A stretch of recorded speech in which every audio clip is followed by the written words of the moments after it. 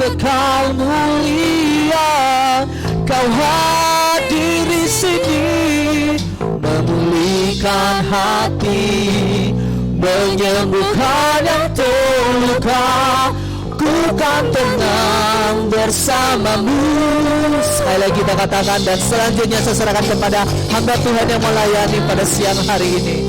Besar dari tempat maha tinggi, Bapa kekal mulia, Kau hadir di sini, memulihkan hati, menyembuhkan.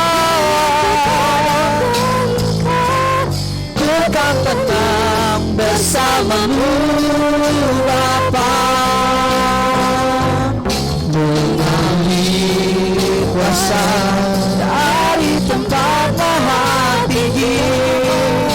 Bapa kekal mulia, Kau hadir di sini, memulihkan hati, menyembuhkan yang terluka. Dalam hadirat-Mu Tuhan, tenang bersamamu Bapa, mengalir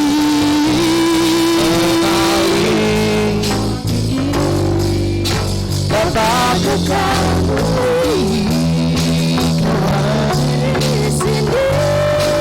memulihkan hati, menyembuhkan yang terluka.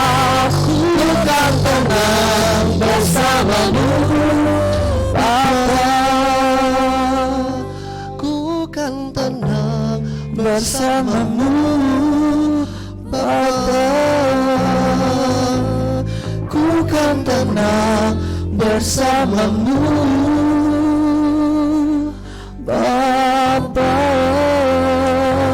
Kami bersyukur buat siang hari ini, sebab Tuhan baik, bahwasanya kasih setianya untuk selama-lamanya.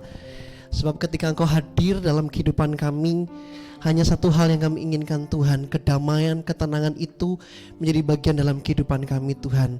Dan tidak ada tempat yang paling indah ketika kami boleh mengalami hadirat Tuhan. Ibadah ini sepenuhnya menjadi milik Tuhan. Biar Tuhan beracara penuh, Roh Kudus menjamah dan melawat setiap anak-anak muda di tempat ini. Hamba adalah hamba yang tidak berguna. Hambanya melakukan apa yang menjadi tugas hamba. Selanjutnya biar Roh Kudus bicara buat setiap anak-anak muda di tempat ini. Buka hati telinga rohani kami, supaya kami mampu untuk menangkap apa yang menjadi isi hati Tuhan. Sebab dengan apakah seorang muda dapat mempertahankan kelakuannya yang bersih? Hanya menjaganya sesuai dengan firman Tuhan. Mari setiap kita yang siap mendengarkan firman Tuhan bersama dengan saya katakan amin. Silakan duduk. Shalom.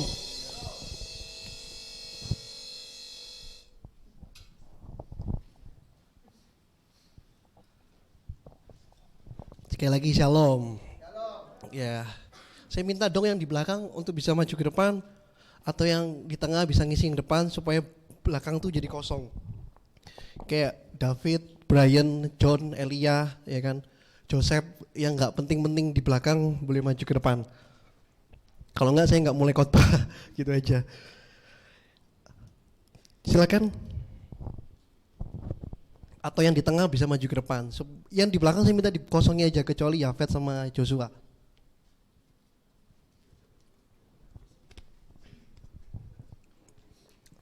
Oke, hari ini kita akan belajar mengenai satu materi kebenaran firman Tuhan yang mungkin sudah dibagikan lewat Instagram, yaitu bicara tentang the mercy seat. Sorry kalau saya tidak bikin PowerPoint, tapi biarlah firman Tuhan ini boleh menjadi rema dalam kehidupan kita. Kita sama-sama belajar sebenarnya. Karena mungkin ini menjadi istilah baru buat setiap kita teman-teman.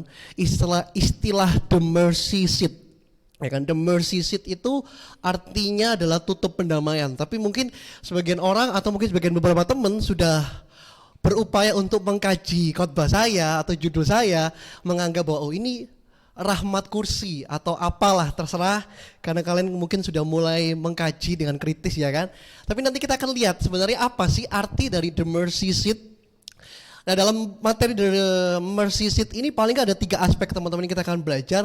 Yang pertama kita akan melihat signifikansinya itu apa, The Mercy Seat. Lalu kita akan melihat relevansinya apa. Dan yang terakhir kita akan masuk pada bagian terakhir yaitu implikasi Hari materi The Mercy Seat. Sama-sama kita buka yuk Roma pasal 3 ayat yang ke-25. Roma pasal 3 ayat 25. Di situ dikatakan begini, Kristus Yesus telah ditentukan Allah menjadi jalan pendamaian karena iman dalam darahnya. Hal ini dibuatnya untuk menunjukkan keadilannya karena ia telah membiarkan dosa-dosa yang telah terjadi dahulu pada masa kesabarannya. Nah, saya mau supaya begini sih teman-teman, karena kita minggu-minggu ini sebenarnya kalau menurut kalender gereja, kita ini masuk masa-masa Advent. Ya mungkin gereja kita, apa sih maksudnya Advent itu ya kan? Advent itu dari kata Adventus gitu ya. Ya dari gereja-gereja Katolik, gereja-gereja Protestan, mungkin sebagian Reform merayakan masa Advent di mana selama 4 pekan sebelum hari Natal mereka merayakan hari Advent itu, masa-masa Adventus itu. Di dalam masa-masa Adventus itu mereka mempersiapkan, dan itu pun juga sebenarnya masih dalam kajian teologis ya kan. Apa dari kata Adventus itu sendiri kan yang dinantikan tuh apakah kelahiran Yesus yang pertama kali ataukah kedatangan Yesus yang kedua kalinya. Itu masih dalam kajian sebenarnya teman-teman. Tapi yang terpenting bahwa minggu-minggu ini kita masuk dalam perayaan Natal. Banyak gereja sudah mengadakan, membuat program, termasuk gereja kita tanggal 25 nanti jangan lupa ya. Kita membuat sebuah acara, kita bikin event, banyak gereja sibuk hari-hari ini ya kan untuk membuat sebuah program yang menarik, program yang membuat orang-orang itu bisa, ya akhirnya gereja-gereja itu pada berlomba untuk merayakan besar-besaran Natal gitu. Tapi sesungguhnya sebenarnya kita ngerti gak sih apa makna sebenarnya dari sebuah perayaan Natal itu? Kalau kita dari kecil sudah jadi orang Kristen atau mungkin kita sudah lama jadi orang Kristen, berapa kali Natal yang sudah saudara dan saya rayakan, dan adakah di antaranya satu di antaranya kita mengerti dan memahami makna dari Natal tersebut? Kalau gereja ini berumur 11 tahun, berarti hampir 11 kali gereja ini merayakan Natal. Tapi pertanyaannya, dari ke-11 perayaan Natal itu, satu di antaranya, adakah kita menangkap makna yang esensial di dalamnya? Jangan sampai Natal itu menjadi satu selebrasi yang berujung pada sensasi. Saya tidak ngomong bahwa berarti nggak boleh merayakan Natal. Tidak juga saudara. Selebrasi itu penting, perlu. Perayaan itu perlu saudara. Karena ada beberapa gereja yang juga tidak merayakan Natal. Anti dengan Natal juga saudara. Anehnya mereka justru merayakan hari-hari raya Yahudi yang lainnya. Mereka Natal tidak dirayakan ya kan. Mereka anggap kelahiran Yesus tidak menjadi hal yang penting. Padahal kelahiran Yesus ini menjadi momentum yang paling saya bisa bilang paling krusial. Kita nggak mungkin mengimani Yesus yang mati di atas kayu salib tanpa kita mengimani kelahiran Yesus. Itu sebabnya jangan sampai selama ini kita menjadi anak Tuhan, menjadi orang Kristen, setiap kali kita merayakan Natal, jangan sampai kita cuma berpikir bahwa ya Yesus hanya lahir ya kan di Palungan, di Bethlehem dengan Yusuf dan Maria, begitu saja. Tidak saudara, ada hal atau makna yang tersirat. Bahkan di dalam perayaan Natal sendiri atau di dalam masa Natal itu sendiri, dalam sejarah sendiri, itu ada satu makna teologis yang sangat luar biasa yang bisa kita sama-sama pelajari teman-teman. Bahkan Tim Keller bikin satu buku baru teman-teman, Hidden Christmas, ya kan. Di mana di dalam bukunya, overview dari bukunya itu adalah dia mencatatkan bahwa berapa banyak gereja sibuk untuk dengan ornamen Natal, sibuk dengan menghias gerejanya, menghias gedungnya. Tidak salah dengan hal itu. Tetapi apakah selama ini gereja mengajarkan betul makna Natal yang sebenarnya? Lalu apa hubungannya dengan materi kita pada siang hari ini mengenai The Mercy Seat? Nanti kita akan bahas lebih dalam saudara. Supaya begini, jangan sampai kita selama jadi orang Kristen, ya kan, selama jadi anak Tuhan, Natal itu kita cuma nikmati begitu saja. Ya kan? Mungkin kalau hari ini kita yang sudah khotbah di atas mimbar ini loh. Ya kan? Mungkin ini kalau bagi saya, mungkin ini sudah khotbah Natal yang kesekian kali. Ya kan, dari SMP. Tapi dari SMP dalam pertumbuhan pengenalan kerohanian saya, ya kan, khotbahnya itu bertambah, berbeda gitu. Bahkan itu juga mengubah cara pikir saya. Kalau dulu saya masih kecil, saya cuma pikir Natal baju baru, hadiah baru, ya kan, sepatu baru. Dan saya bersyukur dulu sekalipun saya di panti ya kan, hari Natal itu jadi hari yang kita tunggu-tunggu sama semua anak-anak panti gitu. Kenapa? Karena kita kunjungannya banyak hari itu saudara. Di musim-musim Natal tuh kunjungan kita tuh banyak.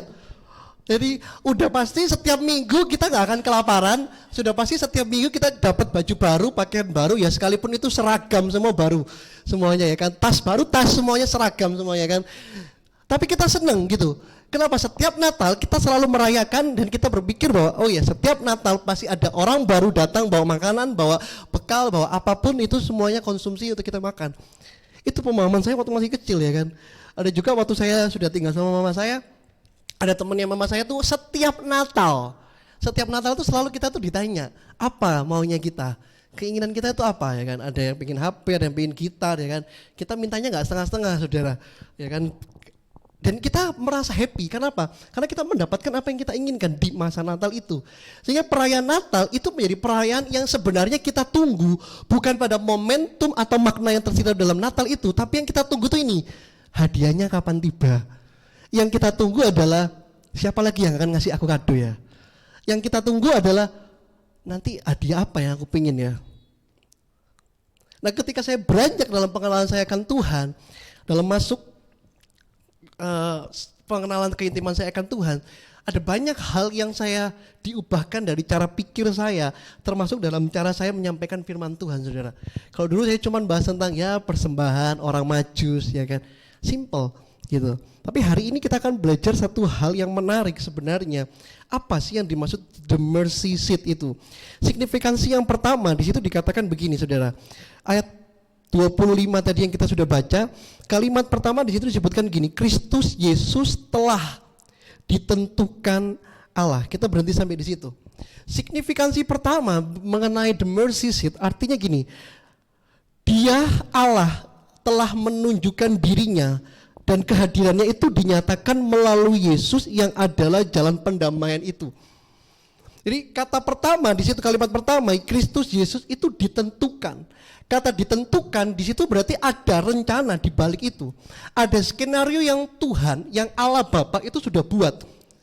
Di mana pada akhirnya di balik semua kekacauan, kerumitan yang terjadi, Dia harus menunjukkan eksistensinya. Dia harus menunjukkan dirinya. Dia harus mempresentasikan dirinya secara langsung melalui Yesus. Jadi signifikansi pertama bicara the mercy seat adalah bicara tentang Dia menunjukkan dirinya. Karena kehadirannya itu menembus sejarah kehidupan manusia melalui kandungan ilahi, dilahirkan secara insani demi sebuah panggilan atas pendamaian. Ya kan? Sudah bisa bayangkan bahwa sejarah kelahiran Yesus itu sulit untuk bisa kita pikir secara nalar. Sebab kandungannya ilahi tapi dilahirkannya secara insani, secara manusia. Dan itu tanpa sebuah perwakilan kayak kalau dulu ada imam besar yang mewakili suara Tuhan. Ada nabi-nabi mewakili Tuhan, suara Tuhan. Tapi untuk pada akhirnya, ya kan, di Injil Allah harus menunjukkan dirinya. Nah apa penyebabnya ketika Allah menunjukkan dirinya? Latar belakang ini kalau saudara bisa melihat bahwa di kitab manual kita ya, kitab buku manual kita, antara Maleaki dan Matius itu ada satu lembaran kosong. Lembaran kosong, ya kan mungkin kita bilang cuma selembar aja lah, ya kan setelah itu Matius. Tapi sebenarnya sejarah menunjukkan selama dari zaman Maleaki sampai pada zaman Matius itu hampir 400 tahun lebih Allah tidak berbicara kepada umatnya. Bahkan tidak bicara melalui nabinya, tidak bicara melalui umatnya, tidak berbicara secara langsung. Dan itu selama 400 tahun sehingga disebut the silent for 100 years. Selama 400 tahun Allah menyembunyikan dirinya, Allah memalingkan mukanya dan tidak berbicara sedikit sepatah kata pun kepada umatnya. Itu yang disebut masa intertestamental. Dalam bahasa teologinya itu. Masa di mana Allah tidak berbicara, Allah tidak menampakkan dirinya. Tapi tiba-tiba di dalam Matius Allah menunjukkan dirinya melalui seorang perawan yang kita sebut Maria. Di mana di situ Maria mendapatkan satu panggilan ilahi untuk apa? Bahwa kamu akan mengandung dan yang kamu kandung itu adalah kandungan Roh Kudus. Dan itu nggak masuk akal sebenarnya. Kenapa? Karena dia mengandung di luar nikah tanpa sebuah persetubuhan manusia, tapi dia bisa mengandung. Secara ilmiah itu nggak masuk akal, saudara. Tapi memang itu cara kerja Allah. Di mana dia ingin menunjukkan dirinya, dia ingin mempresentasikan dirinya bahwa ini loh waktu yang sebenarnya kalian tunggu. 400 tahun itu masa yang lama loh, saudara. Kalau jangankan 1 tahun gitu ya kan, 2 jam aja Tuhan nggak bicara, lewat, saudara. Bayangkan kalau 400 tahun itu udah berdiri gereja-gereja Tuhan seperti sekarang, ada sinagog-sinagog kalau pada zaman dulu. Tapi Tuhan tidak hadir di dalam rumah ibadatnya. Ironis bukan? Percuma kita ibadah, percuma kita pelayanan, percuma kita semua kita lakukan ibadah itu. Kenapa? Karena 400 tahun tidak ada suara sama sekali. Tetapi sang suara itu, sang firman itu justru jadi datang kepada kita menjadi manusia. Itu yang disebut sebagai proses inkarnasi. Iman kekristenan kita mempercayai inkarnasi, bukan reinkarnasi. Inkarnasi dalam bahasa Latinnya itu menggunakan kata incarne. Incarne itu gini, dia nggak kekurangan sifat Allah, tetapi justru dia ketambahan sifat manusia. Jadi kalau kita bilang Yesus itu 100% manusia, iya, sebab dia dikandung secara insani. Dilahirkan secara insani. Tapi apakah dia 100% Allah? Ya 100% Allah. Karena dia tidak dikandung atau bukan hasil produk dari benih sperma ataupun sel telur. Nah, kehadirannya ini menunjukkan kepada kita semua, kepada bangsa Israel pada zaman itu, untuk menunjukkan bahwa ini loh, aku bukan Allah yang cuma sekedar diam diri, ya kan, tapi juga menunjukkan diriku. Di zaman itu bukan zaman, ya bayangkan aja ya, Tuhan gak bicara sama sekali selama 400 tahun, tapi tiba-tiba datang kepada Maria. Ya kan, kita bisa membayangkan itu. Saya mengimajinasikan itu cukup ini sih, cukup menakutkan dan menegangkan. Tiba-tiba ada satu suara, tiba-tiba ada penampakan malaikat Gabriel bicara kepada Maria. Dan kehadiran Yesus itu bukan satu kehadiran yang biasa, saudara. Sebab kehadirannya itu disambut oleh surga dan bumi. Saudara bisa bayangkan di Lukas pasal 2 ketika gembala-gembala melihat penampakan malaikat itu bernyanyi di atas langit, menyanyikan kemuliaan bagi Allah di tempat yang maha tinggi. Tapi apakah kehadiran Yesus itu datang dengan gempa gembita gitu? Tidak, saudara. Ada sejarah yang kelam di balik itu. Karena masa kelahiran Yesus justru di situ adalah masa di mana terjadi masa-masa aksi genosida, di mana pembunuhan bayi-bayi yang umur 3 tahun sampai 5 tahun itu dibasmi habis. Hanya untuk apa? Supaya Yesus ini tidak lahir. Ada begitu banyak cara yang dibuat supaya Yesus itu tidak lahir, saudara. Tapi pada akhirnya, toh memang rencana Tuhan tidak bisa dapat digagalkan. Dia hadir dalam rupa manusia, dia mengambil rupa manusia. Sehingga sekalipun Herodes mengancam, sekalipun Herodes mencari dia, tapi dia tidak dapat dikalahkan dan tidak dapat ditemui. Itu signifikansi yang pertama, saudara, bicara mengenai the mercy seat. Bahwa Kristus sendirilah hadir. Itu yang kita sebut sebagai Yesus. Yesus artinya the Savior, yang menyelamatkan, menjadi juru selamat kita. Makanya kan Maria dibilang bahwa kamu akan mengandung dan anak yang kamu kandung itu akan menyelamatkan dosa semua manusia. Dimana bukan cuma dosa saya, ya kan, tapi dosa seluruh umat manusia di dalam dunia itu. Itu signifikansi yang pertama. Signifikansi yang kedua, bicara mengenai the mercy seat, dikatakan begini, Kristus Yesus telah ditentukan Allah menjadi jalan pendamaian karena iman dalam darahnya.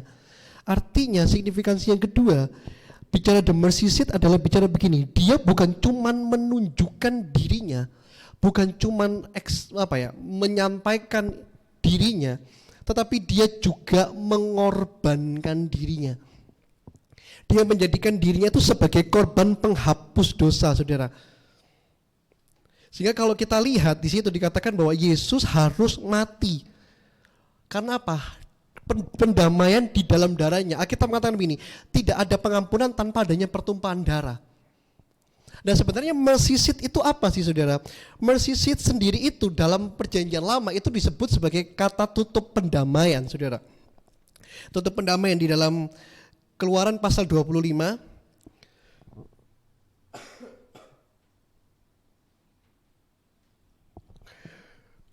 Quran pasal 25 ayat 25.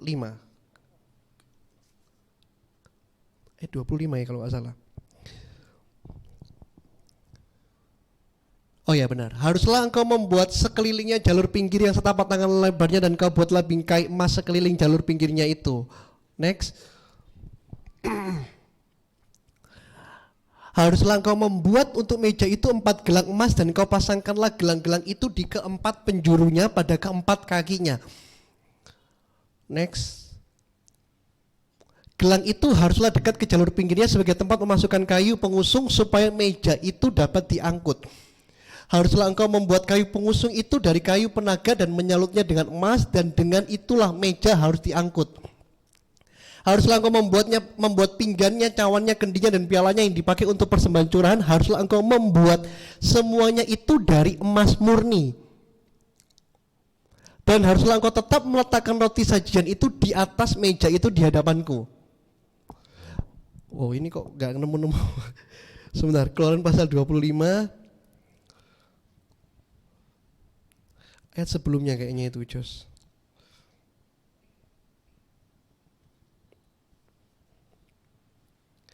Ayat 21, ayat 21. Haruslah kau letakkan tutup pendamaian itu di atas tabut dan dalam tabut itu engkau harus menaruh loh hukum yang akan kuberikan kepadamu. Ayat 22 dikatakan gini, dan di sanalah aku akan bertemu dengan engkau dan dari atas tutup pendamaian itu dari antara kedua kerup yang di atas tabut hukum itu. Aku akan berbicara dengan engkau tentang segala sesuatu yang kuperintahkan kepadamu untuk disampaikan kepada orang Israel. Dalam pasal 25 ini sebenarnya konteksnya adalah konteks mengenai tentang tabut perjanjian, saudara.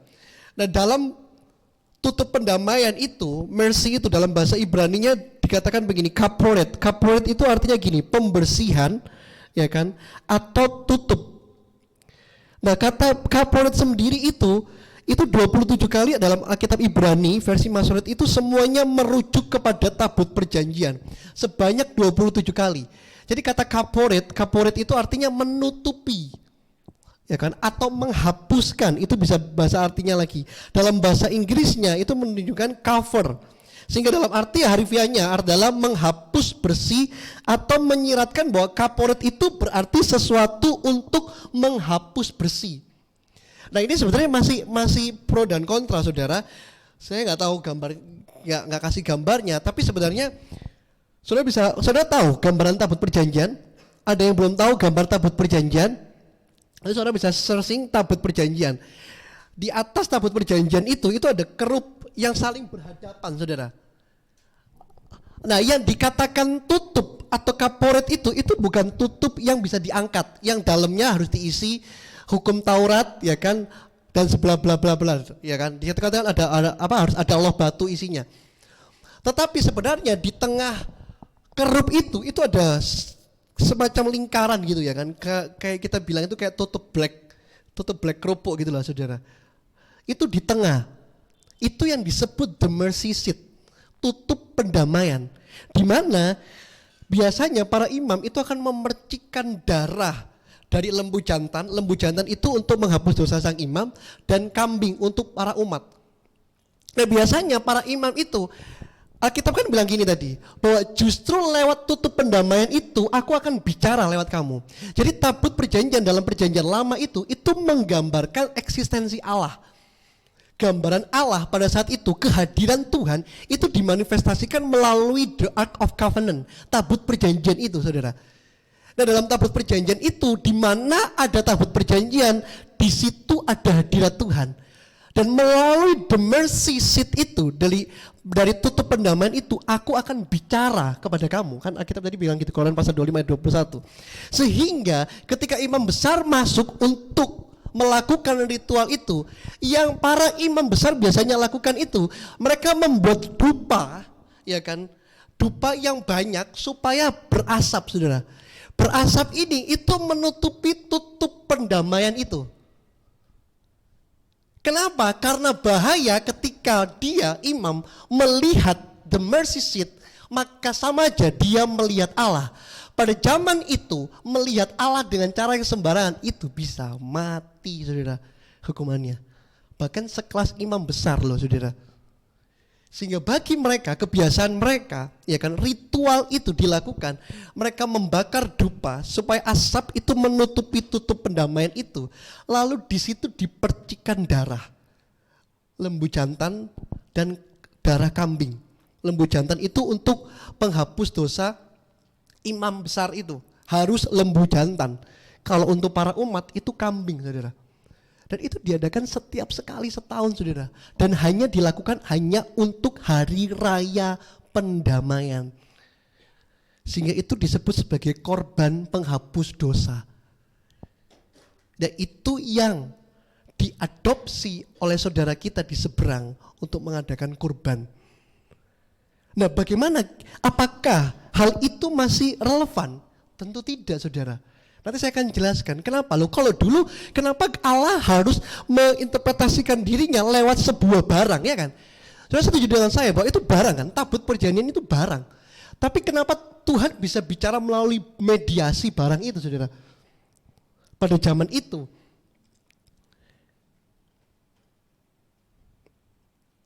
Dan lalu saudara, dalam bahasa kaporet sendiri, dalam bahasa Arabnya itu menggunakan kata kafarat. Kafarat itu artinya tutup atau menutupi. Dan itu sebenarnya juga nanti akar dasar katanya itu kafir, saudara. Gitu. Ini menarik sih kalau kita belajar bahasa, saudara. Tetapi kata kafarat sendiri dalam bahasa Arab itu merujuk mekanisme untuk membetulkan atau membenarkan hal yang salah atau hal yang ilegal. Jadi sebenarnya kalau kita melihat di zaman perjanjian lama begitu ribetnya, begitu begitu anehnya saya bisa bilang itu. Karena mereka harus melakukan itu. Setiap mereka berbuat dosa, mereka harus melakukan korban. Setiap mereka berbuat dosa, melakukan korban. Tetapi dalam Ibrani mengatakan bahwa darah lembu itu dan darah kambing itu tidak pernah bisa dapat menghapuskan dosa. Sehingga itu sebabnya itu menjadi ritual setiap tahunnya, setiap waktunya, setiap hari penghapusan dosa, setiap hari pendamaian. Mereka mesti melakukan itu. Mereka harus mengorbankan itu, saudara. Jadi bayangkan begitu ribetnya, begitu riwetnya pada zaman itu sendiri, saudara. Nah, kata kaporet sendiri itu ekuivalen dengan Roma pasal 3 yang kita baca tadi, dengan kata jalan pendamaian. Ya kan, dalam bahasa Septuagintanya kaporet itu sama. Septuaginta itu gini, Septuaginta itu terjemahan Yunani dalam perjanjian lama. Saudara tahu perjanjian lama itu ditulis dalam bahasa Ibrani. Tapi kalau kita ngomong Septuaginta berarti terjemahan Yunani, menggunakan kata Yunani dari perjanjian lama. Itu menggunakan kata yang sama, yaitu hilasterion, yang dipakai di Roma pasal 3 ayat 25 yang tadi kita sudah baca, bahwa Kristus Yesus ditentukan Allah untuk menjadi jalan pendamaian. Nah, kata jalan pendamaian itu menggunakan kata hilasterion yang ekuivalen dengan kata kaporet tadi, tutup pendamaian. Nah, tapi apakah arti yang sebenarnya dari kata hilasterion itu, saudara? Secara etimologi kata hilasterion itu artinya sesuatu untuk pendamaian. Thing for propitiation. Hampir memiliki arti yang sama secara sinonimnya, itu sesuatu untuk katarsis. Ya kan? Atau propitarium. Gitu. Sehingga memang sebenarnya tidak jelas, saudara, kaporet itu merupakan tutup tabut yang panjang itu, ya kan, atau memang yang di tengah itu. Tapi menurut pengamatan saya dan analisa saya, itu yang di tengah. Karena memang di tengah itulah tutup itu harus dipercikan darah, dan di situ Allah bicara kepada setiap manusia. Nah, sebenarnya istilah mercy seat ini itu diperkenalkan pada zaman-zaman pertama di mana kata bahasa Jerman itu, saudara, sebenarnya oleh William Tyndale itu dipakai dalam Alkitab Luther. Nah, ini yang sebenarnya secara harfiah itu artinya kursi kemurahan, seat of grace. Namun Yahudi tradisional itu menghindari penggunaan kata mercy seat ini sebenarnya, saudara. Jadi Yunani tradisional itu menolak kata mercy seat ini sebenarnya. Penggunaan kata mercy seat ini kenapa? Dianggap merupakan istilah buatan orang Kristen. Gitu. Seperti yang saya hari ini kutip. Saya pakai kata mercy seat. Mercy seat ini memang istilah Kristen. Gitu. Memang dipakai oleh teolog William Tyndale, ya kan, dalam bahasa Jermannya itu, dan diadop oleh Luther dalam kitabnya, Itu terus the seat of grace, the grace of seat, ya kan, kursi kemurahan. Tapi kalau dalam Yahudi tradisional itu mereka lebih suka dengan kata ark cover, ya kan, ya, mengenai penutup tabut atau cover. Tapi sebenarnya it doesn't matter bagi saya untuk sebuah istilah, saudara. Sebab yang terpenting adalah bahwa intinya atau esensialnya hilasterion maupun kaporet ini memiliki arti itu begini, saudara. Itu menutupi, itu yang pertama. Yang kedua itu menghapus dosa. Saya ingat khotbah waktu saya khotbah Paskah di sini, itu saya menyampaikan judulnya The Sin Remover, penghapus dosa. Dan itu memang menjadi satu tradisi yang seperti saya sampaikan, menjadi satu tradisi orang-orang Yahudi pada zaman itu. Tapi sebenarnya ide yang dikandung di dalamnya itu adalah tentang penghapusan dosa, saudara. Jadi signifikansi yang kedua ini, bicara the mercy seat adalah bicara tentang gini. Dia bukan cuma hadir melalui dirinya yaitu Yesus, tetapi dia juga menjadikan dirinya sebagai korban tumbal atas dosa. Makanya dalam Korintus berkata begini, dia yang tidak berdosa dijadikannya dosa supaya kita yang berdosa ini loh mendapatkan hidup yang kekal, saudara. Jadi memang semua itu ditumbalkan atau ditumpahkan kepada Yesus. Nah ini sebenarnya pelajaran yang basic sekali, saudara, untuk menjadi orang Kristen. Supaya kita tuh nggak bingung, ya kan. Kekristenan itu sebenarnya hal yang simpel dan sederhana untuk kita bisa mengerti. Karena hanya mencakup siapakah Allah, Yesus itu siapa, gitu. Nah pertanyaannya begini, kalau dulu pakai tabut perjanjian, lalu apakah sekarang berfungsi tabut perjanjian itu? Ada yang tahu sekarang letak tabung perjanjian itu ada di mana, saudara? Menurut beritanya itu ada di salah satu museum, saudara. Dan tidak boleh diteliti dan tidak boleh analisa, saudara. Tapi pertanyaannya, sekalipun tabut perjanjian itu ada, pertanyaannya, apakah itu juga bisa melambangkan kehadirat Tuhan untuk zaman sekarang? Halo? Berfungsi enggak, saudara? Kira-kira berfungsi enggak sudah tabut perjanjian di zaman sekarang ini? Andri, berfungsi enggak? Kenapa? Sudah tidak? Loh enggak apa-apa, jangan malu, ya kan? Ini kekristenan mula-mula ini ya bisa supaya belajar juga, Andri. Menurut kamu, ya kan? Tabut perjanjian itu masih berguna enggak? Masih berfungsi enggak? Di zaman sekarang ini loh, kita melakukan ritual, ya kan, kurbanan dan yang lainnya itu sekarang berfungsi enggak? Tidak. Kenapa?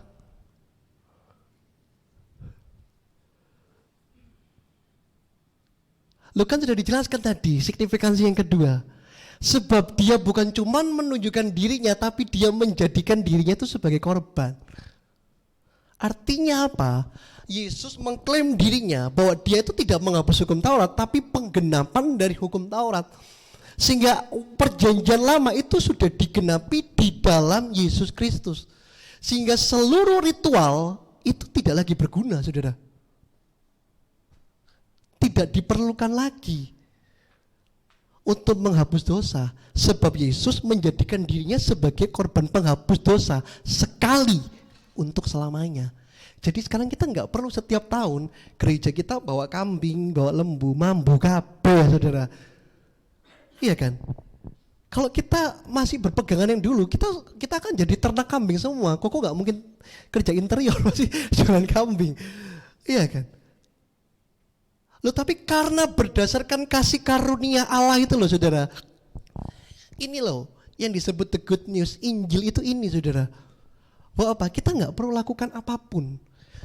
Kenapa? Semuanya sudah dilakukan oleh Yesus. Sederhananya tuh kayak begini loh, saudara.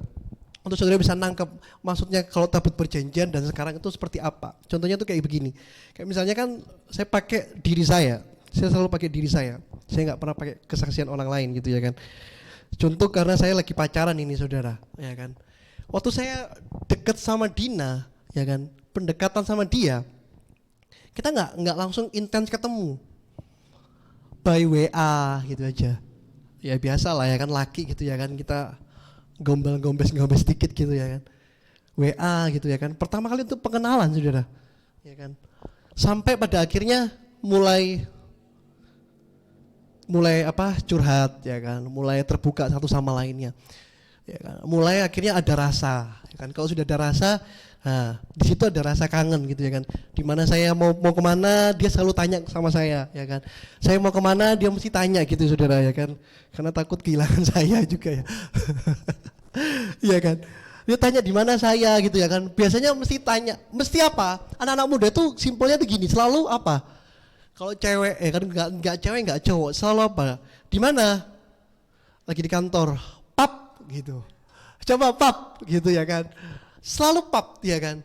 Pertanyaannya, waktu kita ketemu ya kan, misalnya dia di kerjaan kantor. Coba sih pap, bener enggak kerja? Pap muka ya, bukan pap lain. Pap muka. Jadi kerja, oh kerja gitu. Enggak usah ketawa, ya ketawa pikirannya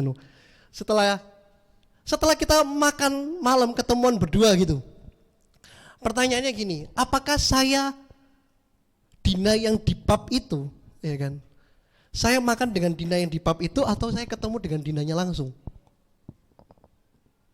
Kan saya ketemuan langsung sama dia tuh, ya kan? Saya makan sama dia. Pertanyaannya, apakah saya makan dengan Dina yang di pub, yang dia pub, atau sama Dina yang langsung ada di depan saya? Ya kan pasti saya makan bareng sama Dina yang secara langsung dengan dirinya menyatakan dirinya tuh. Kalian ini sebenarnya ngerti apa kowah-kowoh sih sebenarnya? Iya kan? Ngerti gak maksud saya? Artinya gini, waktu dia menunjukkan dirinya, pub ini gak berfungsi udah. Pertanyaannya apakah pub itu Dina? Loh Dina, sama-sama Dina. Tapi sudah secara ini, seremonialnya itu udah gak berfungsi saudara. Saya bilang secara seremonialnya nggak berfungsi, tapi esensialnya kita butuh dirinya. Itu sebabnya kalau di zaman lama, di perjanjian lama, Allah menyatakan dirinya lewat tabut perjanjian. Di mana tabut perjanjian ada, hadirat Allah ada. Tapi di perjanjian baru, Allah mulai menunjukkan dirinya melalui kelahiran Yesus. Tapi dia bukan cuma hadir melalui dirinya, tapi dia menjadikan dirinya sebagai apa? Korban penghapus dosa, saudara. Sehingga apa? Hal-hal yang lama itu nggak berguna lagi, udah nggak berfungsi, saudara. Karena apa? Karena dialah satu-satunya korban penghapus dosa yang dilakukan apa? Sekali untuk selamanya. Jadi nggak setiap tahun kita melakukan seperti yang dilakukan oleh orang-orang Yahudi pada zaman dulu. Sudah tidak, saudara. Jadi ini dua signifikansi untuk mengerti mercy seat itu apa sih? Artinya adalah lambang kehadiran Tuhan yang dimana dia memiliki keinginan berjumpa dengan umatnya. Yang kedua apa? Dia mengorbankan dirinya sebagai korban penghapus dosa. Lalu pertanyaannya apa relevansinya dengan zaman sekarang? Dengan cepat, mereka yang memahami makna Natal akan melihat kehadiran Yesus sebagai sebuah pengharapan. Tapi begitu sebaliknya, mereka yang tidak mengenal atau memiliki makna yang sebenarnya tentang Natal, maka mereka akan berpikir Yesus sebagai sebuah ancaman. Dalam menyiapkan materi ini saya baca semua artikel saudara, dan ada salah satu artikel mengenai Jesus Street. Yesus adalah ancaman. Saudara ngerti maksud saya? Waktu kelahiran Yesus, hanya ada satu pertanyaan yang membuat geger zaman pada saat itu. Di manakah letak lahirnya raja yang baru itu? Itu membuat Raja Herodes itu geram. Membuat Raja Herodes langsung panas. Kenapa? Karena bagi Herodes, Yesus itu merupakan ancaman. Untuk apa? Mengalihkan kerajaannya. Makanya waktu orang Majus datang kepada Herodes, dia izin sama Herodes. Dia bilang, kami ini izinkan kami datang untuk menyembah raja yang baru datang. Saudara tahu orang Majus itu bukan orang biasa, saudara. Orang Majus itu adalah orang dari kaum bangsawan, kaum yang pintar, intelektual. Tapi begini, waktu saya belajar lebih dalam, orang Majus itu bukan cuma orang yang ahli perbintangan dan lain-lainnya, enggak. Tetapi orang Majus itu disebutkan gini, dia itu the kingmaker. Jadi saudara bisa tahu ya, posisi orang Majus itu bukan posisi sembarangan, saudara. Dia adalah posisi di mana untuk menabiskan orang disebut raja itu harus lewat orang Majus. Sehingga makanya Herodes ketar-ketir nih, iya kan? Dia ngeliat loh, orang sekelas Majus bisa mempertanyakan hal yang seperti itu. Maka Raja Herodes mengumpulkan semua imam-imam dan dia bilang, di manakah yang akan lahir itu? Bayangkan orang sekelas bangsawan, sekelas orang Majus yang disebut sebagai the kingmaker, pembuat raja, itu mau datang berjumpa untuk menyembah Yesus. Karena yang dilihat Herodes, Yesus itu cuma sebuah bayi, hanya seorang bayi yang kecil, yang lemah, tidak berdaya. Tapi bagi seorang Majus, Yesus itu adalah satu raja yang powerful, yang kuat, yang dimana dinubuatkan oleh para nabi-nabi, dimana dalam Yesaya pasal 9 ayat 6, seorang anak akan lahir bagimu dan lambang pemerintahnya ada di atas bahunya. Namanya akan disebut penasihat ajaib, Allah yang perkasa, Bapa yang kekal. Loh, itu sudah dinubuatkan. Jadi kehadiran Yesus di atas muka dunia itu sudah dinubuatkan oleh para nabi-nabi. Jadi ini bukan cuma sekedar isapan jempol atau yang mengaku sebagai nabi terakhir, tidak. Tapi memang Yesus adalah nabi yang memang sudah dinubuatkan. Tapi dia bukan cuma nabi, tapi Alkitab menubuatkan bahwa dialah yang akan menyelamatkan semua orang yang berdosa. Jadi waktu orang Majus memiliki motivasi yang benar, Herodes karena menganggap dan tidak mengerti Yesus adalah seorang raja yang luar biasa, yang dianggapnya sebagai sebuah ancaman akan kerajaannya, sehingga Herodes melakukan aksi genosida, saudara. Itu nggak main-main loh, saudara. Saudara bisa bayangkan kelahiran Yesus itu bukan kelahiran yang seperti kita enak gitu. Ya saya masih bersyukur sekalipun saya cuma ditinggal di rumah sakit gitu, saudara. Tapi saya bisa bayangkan waktu itu Yesus lahir, ya kan, dia harus cari tempat penginapan, tidak ketemu satupun, saudara. Cuman ketemu, ya kan, hanya sebuah kandang, saudara. Dan dia harus lahir di sana. Bukan cuma sekedar lahir, ternyata apa? Dia mau dibunuh nih. Saudara bisa bayangkan begitu rumitnya, begitu kelamnya sebenarnya, begitu dramatis sekali kelahiran Yesus itu. Karena dia gak main-main, saudara. Nah ini yang menjadi relevansi kita. Pertanyaannya begini, kita ngerti gak sih makna Natal yang sebenarnya? Kalau kita tahu makna Natal yang sebenarnya, kita menganggap bahwa Yesus hadir untuk menjadi sebuah pengharapan akan jalan pendamaian itu. Tapi bagi mereka yang tidak mengenal Tuhan, mereka menganggap kehadiran Yesus itu sebagai ancaman. Sebenarnya sederhana sih kenapa orang dunia menolak Yesus.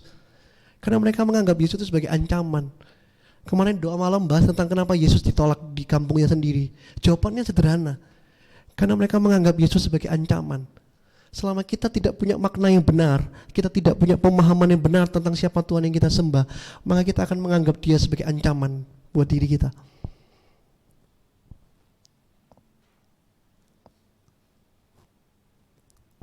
Jangan-jangan kita juga memiliki hati yang sama dengan Herodes, yang kelihatannya menyembah gitu, ya kan. Kelihatannya pura-pura mau menyembah.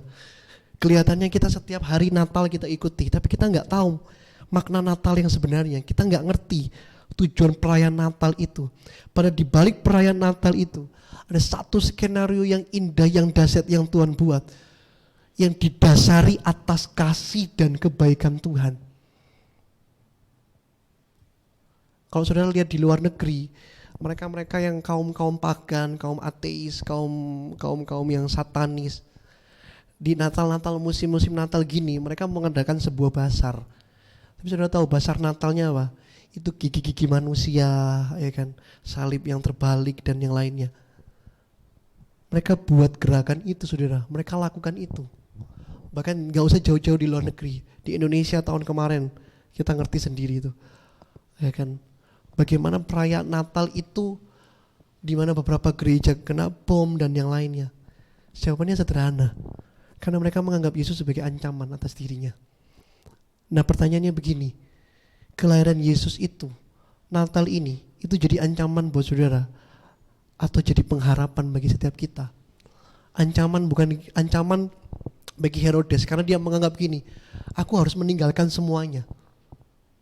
Ya kan, Herodes nggak rela menaruh atau menanggalkan kerajaannya itu demi raja yang baru.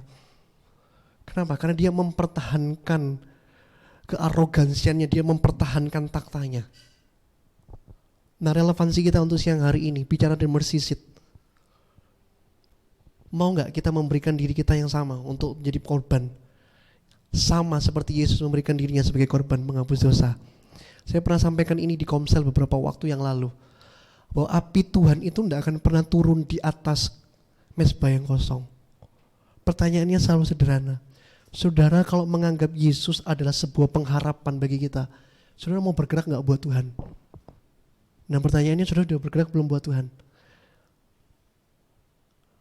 Makanya ngomong kosong kalau hari ini saya khotbah di atas mimbar di depan kalian. Tapi kalau saya nggak pernah nginjili teman saya. Ngomong kosong kalau hari ini saya khotbah tentang Yesus, saya ngerti teologi apapun.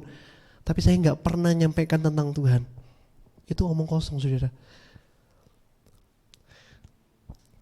Kerjaan saya adalah sales representatif, saudara. Dan setiap sales itu punya cara masing-masing. Ya kan, saya lihat, saya belajar dari beberapa senior, dari supervisor saya. Mereka bisa masuk lewat, karena mereka ngerti dunia keramik. Jadi dunia keramik itu sebenarnya ini sih saudara, sempit sekali kalau kita udah ngerti. Ternyata si A ini kenal sama si B ini gini-gini, ternyata kompetitornya ini, ya kan. Bahkan sempit sekali, saking sempitnya kompetitornya ada di sini juga saudara, ya kan.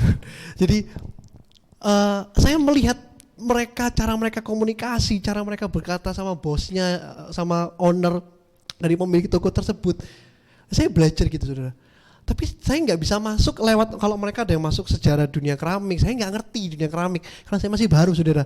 Tapi ada dari sebagian mereka masuk dari olahraga, karena mereka memang senang olahraga saudara. Saya nggak terlalu suka gitu. Tapi saudara tahu nggak sih lucunya, waktu saya ngobrol sama salah satu senior saya, kita ngobrol, kamu masuk lewat gimana caramu untuk closing, dia bilang gitu. Lalu saya ajak senior saya itu untuk melihat cara saya closing saudara. Dan ini unik saudara. Itu bukan cuma saya lakukan 1 toko, 2 toko. Setiap saya masuk ya kan, selalu tidak mungkin tidak kita akan bicara soal agama saudara. Yang sana aba-aba ya kan, mereka sudah ibaratnya udah katam dengan Quran mereka ngomongi bla bla bla. Saya juga ngoceh saudara. Dari situ kita masuk. Saya masuk, mereka juga masuk, akhirnya connect, ya kan. Setelah connect, jadi sudah, ayo diisi stoknya, masuk saudara. Apakah cuma itu? Enggak saudara. Saya juga ada customer yang Buddha saudara. Sampai saya itu diajak ke wihara sama orang ini. Ayo kamu melok ke wihara kuai. Karena saya udah kenal beberapa biksu di Surabaya saudara. Saya bukan pengikut biksu saudara ya kan, tapi saya tahu lah kumpulan-kumpulan Shaolin itu ya kan. Saya ketemu dengan mereka, kita bicara soal agama ya. Karena kalau udah bicara diskusi berarti ilmiah kan, saya bilang oke, kamu tunjukkan apa, di mana dalilmu, apa yang menjadi keberatanmu atas iman kekristenan. Saya akan sampaikan back to the Bible. Apa yang saya sampaikan tidak mungkin keluar dari Alkitab. Saya bilang sama mereka begitu. Kalau tidak ada yang saya ucapkan yang tidak ada di Alkitab berarti saya bohong. Saya cuma sederhana saudara. Saya ketemu dengan mereka, justru saya malah ketemu dengan orang-orang baru. Saya masuknya lewat itu saudara. Kita ngobrol lewat itu. Orang bilang, ya mereka menilai saya, kamu kok bisa ngerti begini loh. Enggak, saya sekolah teologi saya cuma berhenti di kelas di semester 3 ya kan. Teologi aja saya nggak selesai gitu ya kan. Khotbah aja saya cuma khotbah biasa kok saudara, saya nggak khotbah bagus-bagus amat kok ya kan. Cuma saya ngerti saudara. Makanya ketika saya ngobrol sama mereka, saya sampaikan begini loh, gini, mereka bisa masuk dan kita bisa ngerti gitu. Ya, itu ada satu kepuasan yang lebih dari cuma sekedar closing 10 dus 100 dus keramik saudara. Ini sungguhan, ini bukan apa ya, hanya epo-epo mulut doang saudara, tapi memang benar. Ketika saya ngobrol, bahkan senior saya tuh ngeliat kok bisa ya Pit gitu. Kenapa? Karena saya dari kecil mengerti, saya punya pemahaman itu, dan saya mau itu bagikan kepada teman-teman semua. Kayak Indri khususnya ya kan, waktu kita penginjilan ya kan. Kita juga belajar tentang Roma kan Indri ya. Sesederhana itu untuk kita mengerti tentang Tuhan. Tapi kalau toh gini saudara, kalau toh ternyata saudara sulit untuk mengenal Tuhan, izinkan dia sendiri yang bicara buat saudara. Saya pernah sampaikan pada salah satu orang, ya kan, dia bilang gini, karena dia saking kritisnya saudara. Bukan saya nggak bisa jawab, tapi setiap saya jawab dia bantah, setiap saya jawab dia bantah, setiap saya jawab dia bantah.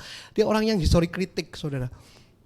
Kritis sekali saudara. Sampai dia bilang, mana mungkin Pit, ya kan, dia loh Yesus, bisa nggak sih dia langsung jadi manusia?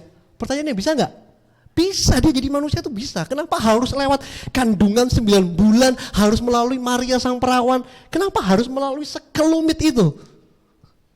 Pertanyaan-pertanyaan kritis itu dia tujukan kepada saya saudara. Saya cuma bilang begini, kalau memang jawabanku ternyata tidak memberikan jawaban, saya bilang gini, kamu doa, izinkan dia sendiri yang bicara buat kamu.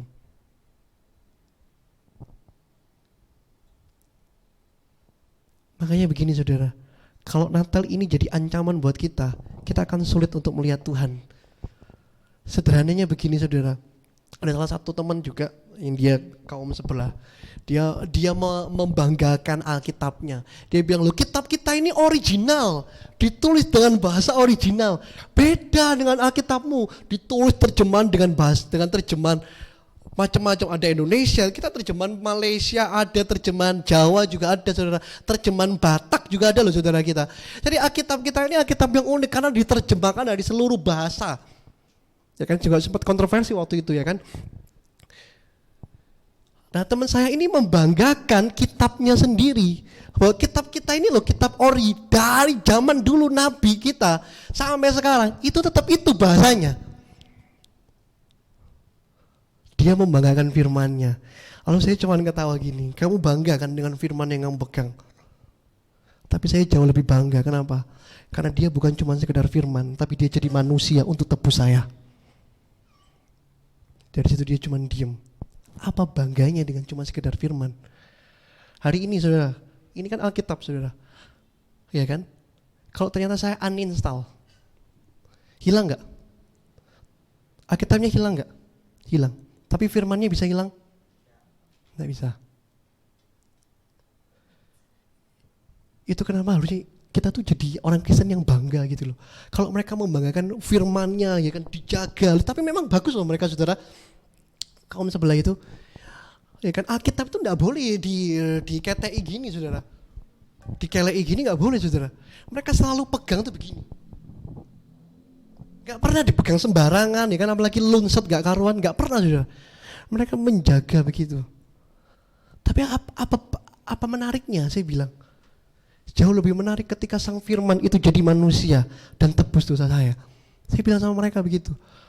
Itu loh jadi kebanggaan kekristenan kita. Sehingga kita memaknai Natal itu sebagai satu pengharapan bahwa dia bukan cuma Allah yang diam mententeng di atas surga, enggak. Tapi dia turun jadi manusia. Dia harus jadi manusia untuk melakukan satu karya penyelamatan. Yaitu apa? Saudara dan saya. Sesederhana itu loh saudara. Maka relevansi hari ini mengenai The Mercy Seat, kita harus paham dulu bahwa kehadiran Yesus itu sebagai satu pengharapan akan kehidupan kita. Kita buka di dalam 1 Yohanes pasal 3 ayat 3. 1 Yohanes pasal 3 ayat 3 dikatakan begini. Dari ayat yang kedua aja. Saudara-saudaraku yang kekasih, sekarang kita adalah anak-anak Allah, tetapi belum nyata apa keadaan kita kelak, akan tetapi kita tahu bahwa apabila Kristus menyatakan dirinya, kita akan menjadi sama seperti siapa? Seperti dia. Dia itu siapa? Sama seperti Kristus, saudara. Karena itu memang menjadi natur ciptaan kita. Manusia kenapa disebut sebagai ciptaan yang sempurna? Sebab dia diciptakan itu imago Dei, saudara, serupa dan segambar dengan Allah. Makanya Yohanes bilang gini, waktu Kristus menyatakan dirinya bagi setiap kita, kita itu sama seperti di Kristus. Sebab apa? Kita akan melihat dia di dalam keadaan yang sebenarnya. Sekarang saudara tidak bisa melihat Yesus dalam keadaan yang sebenarnya. Kenapa? Karena kita masih dalam tubuh jasmani. Tapi percayalah, suatu kelak nanti saat kita akan tiba di rumah Bapa, kita akan bertemu dia tuh face to face, saudara, eye to eye. Ayat ketiga dikatakan begini, setiap orang yang menaruh pengharapan itu kepadanya menyucikan diri sama seperti dia adalah suci. Sehingga apa? Ayat 4, setiap orang yang telah berbuat dosa melanggar juga hukum Allah, sebab dosa ialah pelanggaran hukum Allah. Ayat 5, dan kamu tahu bahwa ia telah menyatakan ia telah menyatakan dirinya supaya ia apa? Menghapus segala dosa, dan di dalam dia tidak ada dosa.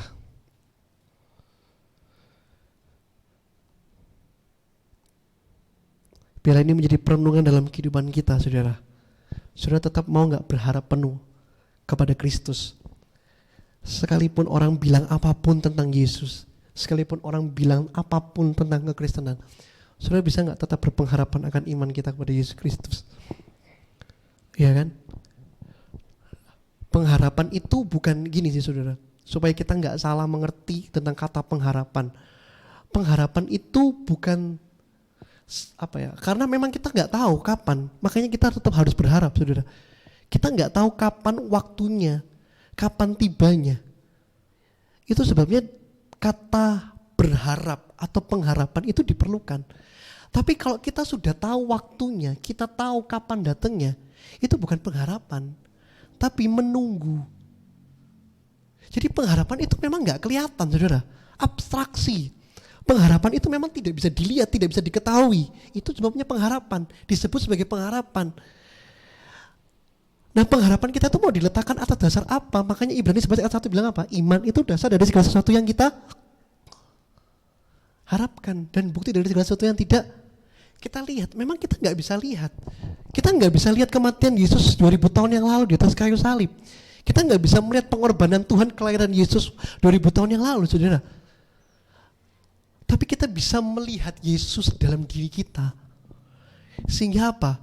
Makanya waktu malaikat Gabriel menyampaikan kepada Maria, sesungguhnya anak darah itu akan disebut orang Immanuel.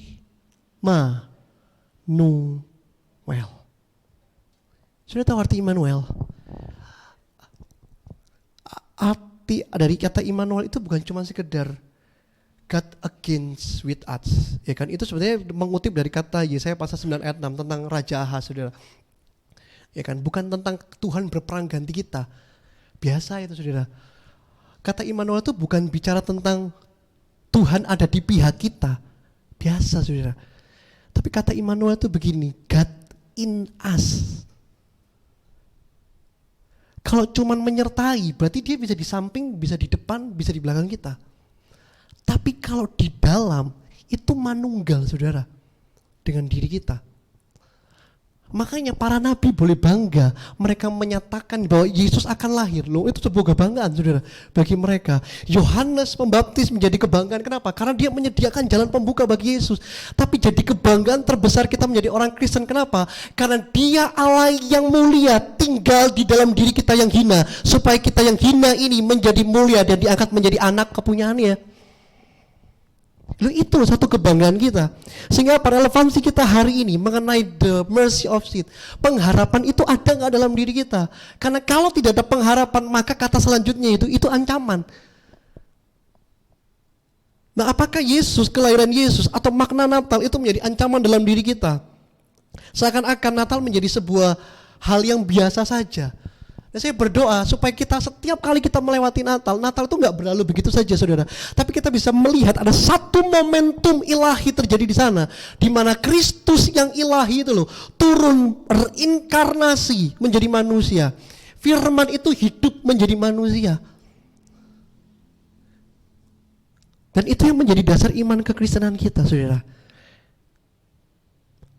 Lalu yang terakhir, apa implikasinya?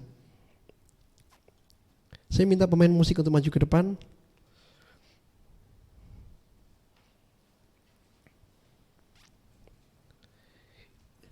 Kita akan buka ayat terakhir.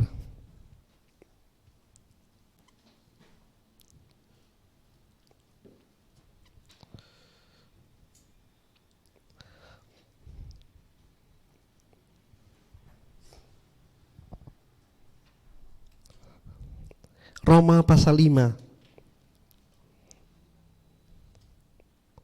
Ayat 8, 9, 10, 11.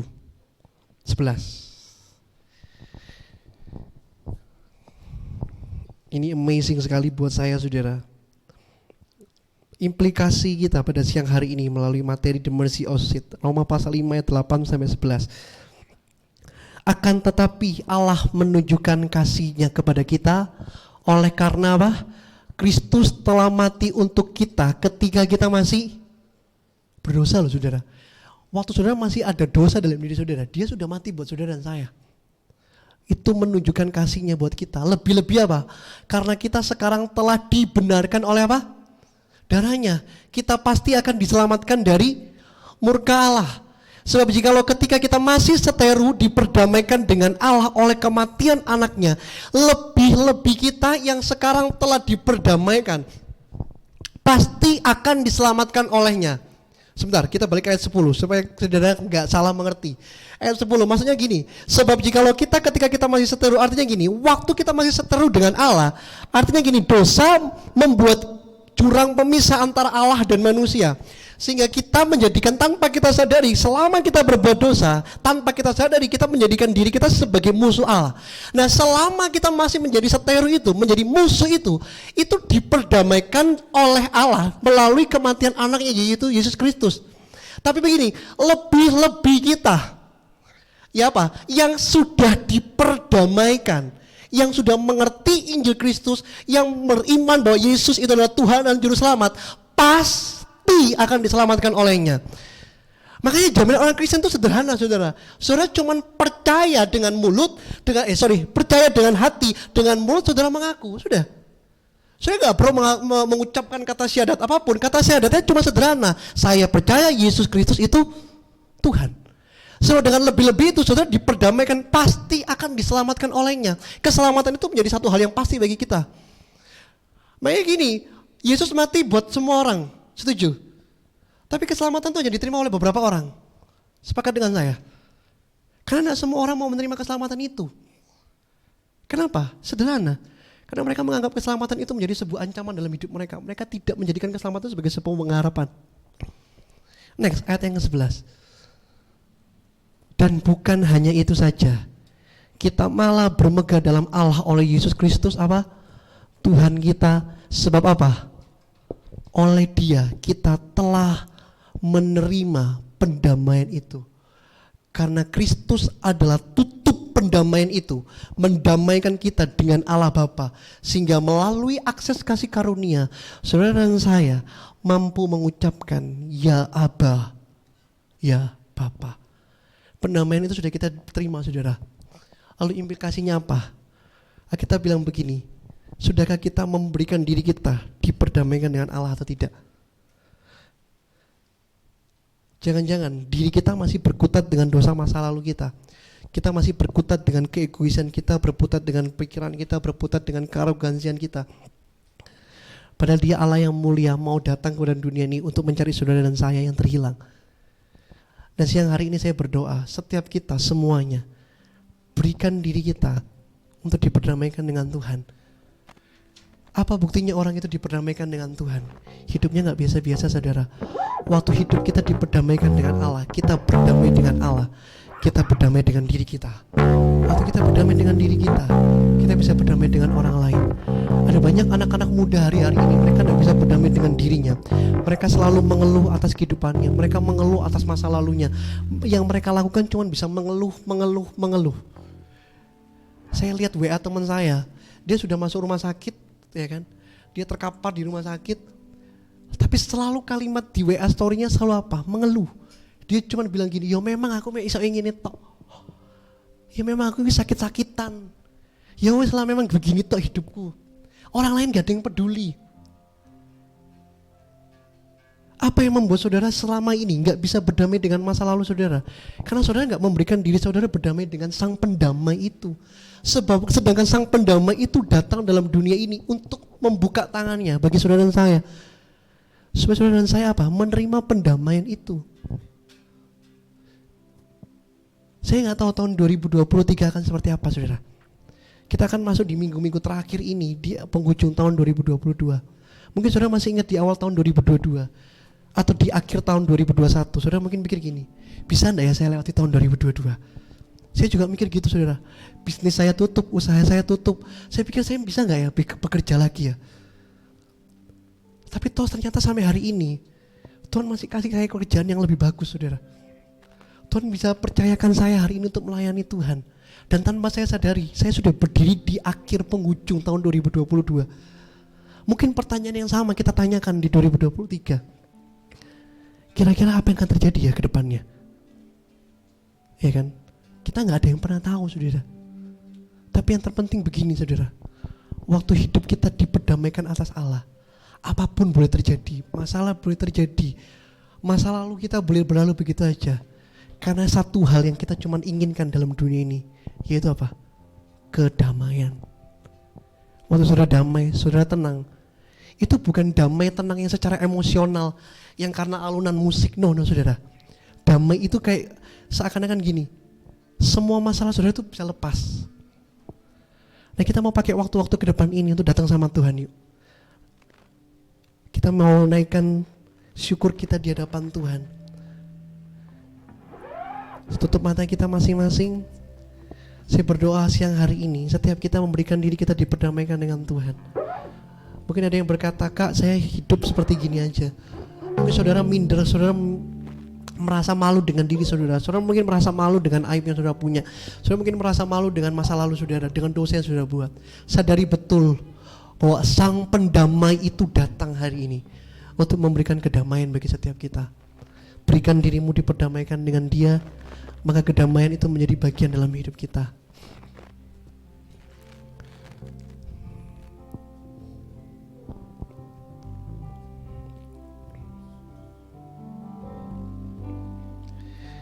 Ku cari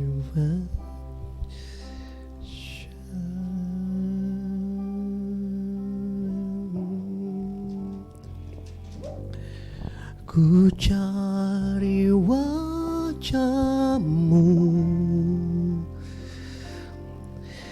temukan kasih-Mu.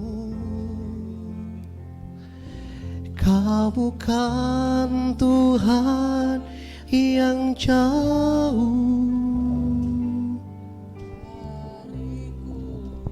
Panggil namanya.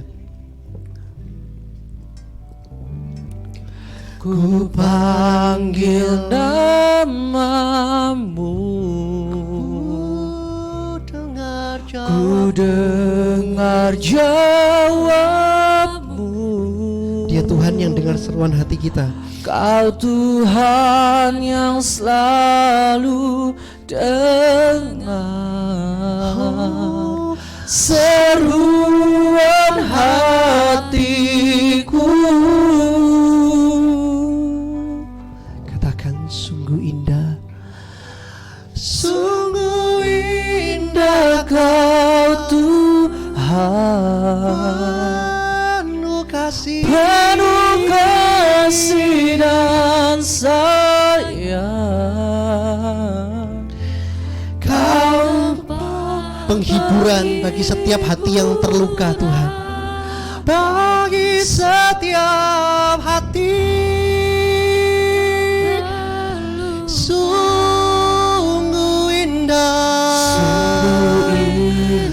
Kau Tuhan, menara perlindungan, Engkau sumber kekuatan bagi setiap kami Tuhan. Kau sumber kekuatan bagi semua orang yang membutuhkan.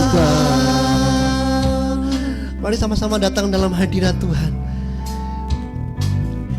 Ku cari wajah-Mu, temukan kasih-Mu, temukan kasih-Mu. Kau bukan Tuhan yang jauh dariku. panggil namamu. Ku panggil namamu, Ku dengar jawab. jawabmu. Kau Tuhan yang Dia dengar hatiku, seruan hatiku. Sungguh indah Kau Tuhan, penuh kasih dan sayang. Kau tempat siang hari ini Dia hadir di tengah-tengah saudara. Nyatakan dirimu Tuhan atas setiap anak-anak sungguh indah Kau Tuhan, pelindungan. Kami butuh Tuhan, kami butuh Yesus dalam hidup kami. Kau sumber bagi semua yang membutuhkan.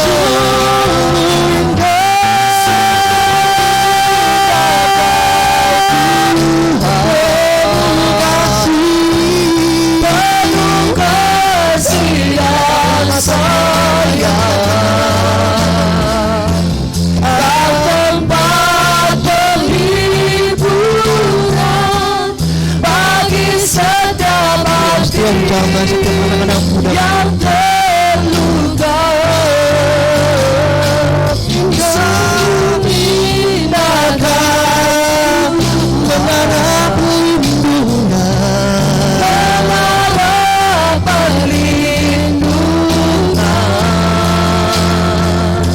Kau sumber kuasa bagi semua yang membutuhkan. Semua tutup mata, gak ada yang buka mata.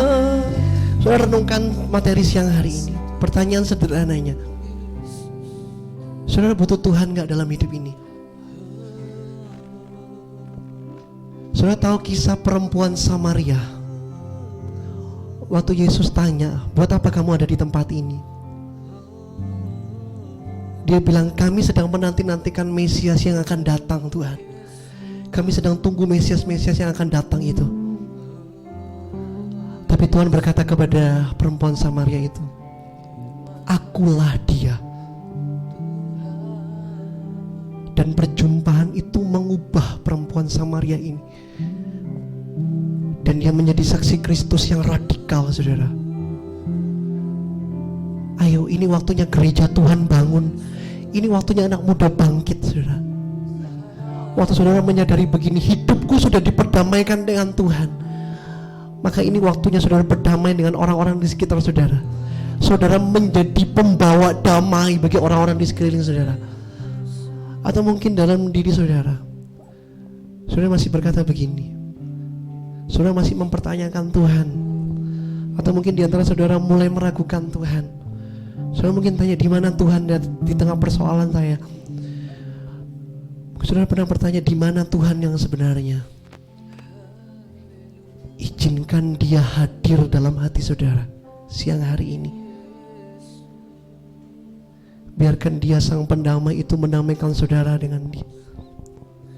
Sehingga melalui pendamaian itu, masalah boleh ada apapun saudara, badai boleh ada, tantangan, halangan, rintangan, tekanan, cobaan boleh ada. Tapi yang pasti kedamaian itu tidak akan pernah berlalu dalam kehidupan kita, saudara. Di tengah-tengah kekacauan dunia, kegoncangan dunia ini, saudara, yang dibutuhkan cuma satu, damai. Banyak peperangan terjadi di luar sana, saudara. Kita cuma butuh damai gitu, saudara. Bukankah sang damai itu hadir siang hari ini menjamah setiap kita? Temui Dia, saudara, selama Dia berkenan untuk ditemui. Siang hari ini jangan jadikan ibadah ini menjadi biasa saja, saudara. Tangkap apa yang menjadi isi hati Tuhan, rema Tuhan siang hari ini. Roh Kudus bicara buat setiap anak-anak muda. Kina mata karala baya shiketa karala lamaya takan. Kurala maya takan arala maya syakata kayana. Sungguh indah Kau Tuhan, penuh kasih dan sayang, Kau tempat Yes, izinkan dia menjamah saudara. Kinarala matakan arala mayatakan arala patakan arala yang terluka. Dalam nama Yesus, penuhi setiap hati mereka Tuhan. Perlindungan, Kau sumber kekuatan bagi semua orang yang membutuhkan. Indah Kau Tuhan, penuh kasih dan sayang. Kau tempat perhiburan bagi setiap hati.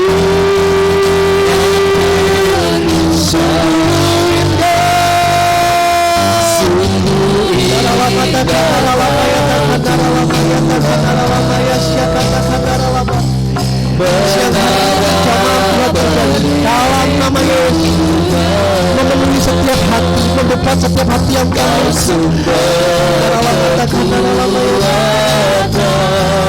bagi semua orang yang membutuhkan. Sumber kekuatan, sumber kekuatan bagi kami Tuhan. Sumber kekuatan bagi semua orang yang membutuhkan.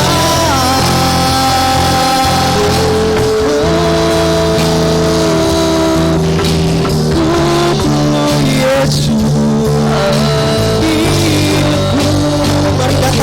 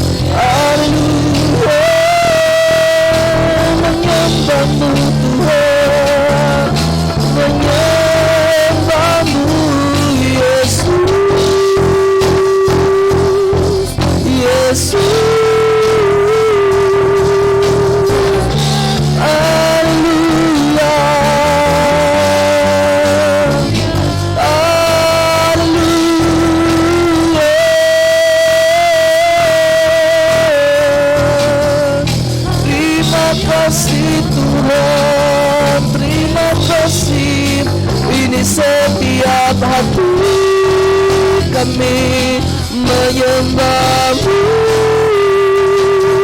Haleluya, haleluya.